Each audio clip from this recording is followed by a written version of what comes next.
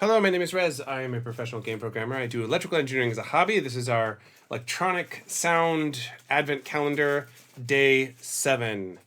So we're going to open up day 7, and we've got, it's a little resistor. Oh, and he's blue. The blue ones are fun. Here we go. So we've got a little resistor right here. And what does it want us to do with our resistor? So the resistor is going to resist the flow of current, and it's going to be part of our internal circuit for sure. We saw that again in day, whatever it was, 4, I think, where we looked at the schematic. Okay, so day 7, what are we going to do with our resistor? Okay, we've got a 15K ohm resistor, complete the circuit. The amplifier's output signals fed back into the via the resistor.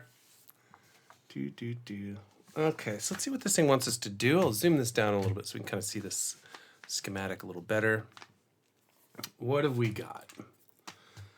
So we remove the wire. I'll kind of pull out some of these components over here. So we remove this wire.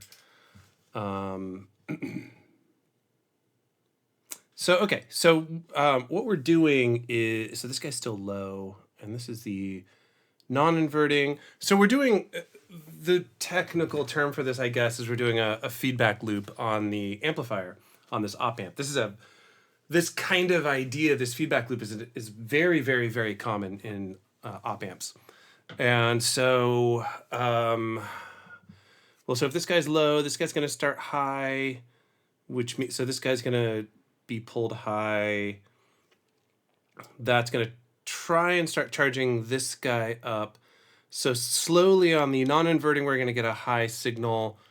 That's going to get to a point that's going to slam this guy low, which will cause this discharge, which will cause this to go back high again. So we're going to get an oscillation here. Oh, we moved the LED as well. Let me pull that out. I think what we're going to get here is we're going to get an oscillation. I think they've built a really basic, like a really basic oscillator.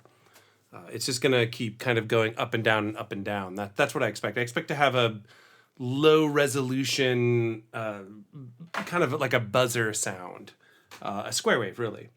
Okay, so I've kind of butchered this. I've thrown a bunch of stuff out of here. Let's kind of move this like this. I've pulled these guys out of here. The capacitor goes here and then just kind of to this floating area where this resistor goes up here and here like that. And then the LED for fun. Where'd you go? I put you here, and you're going to go up here. Come here, buddy. There we go. So we have these, we've hooked up here the this guy right like this. So we have the resistor coming from the output here. So this is the output of our op amp, this pin here.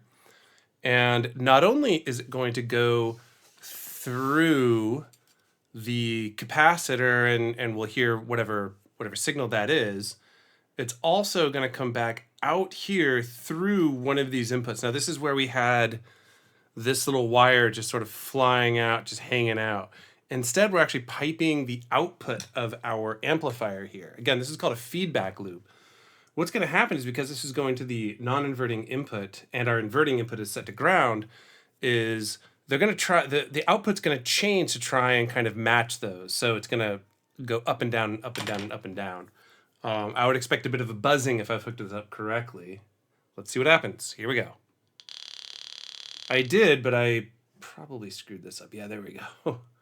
I'm so used to the larger LEDs that have a little flat angle that I always mix up which lead is longer. I often end up clipping the leads anyway. Okay, take 2. Yeah, there we go. So I'm sure you can hear it. This thing is just buzzing. It's just going to be slamming up and down, up and down, up and down, up and down. That's all it's going to do. And that's what we get. So this is the beginning of creating a little oscillator. We're going to be able to mess around with how this, I'll turn this off. We're going to be able to mess around with, different values of capacitors or different values of this. This is what's called an RC circuit. This is going to generally control the frequency based on how fast it charges and discharges.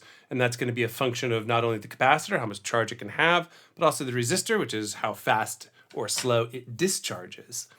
And that's what we got for today. I think I'll create a little technical video that'll show a little deeper what exactly is happening here. But that's it for now.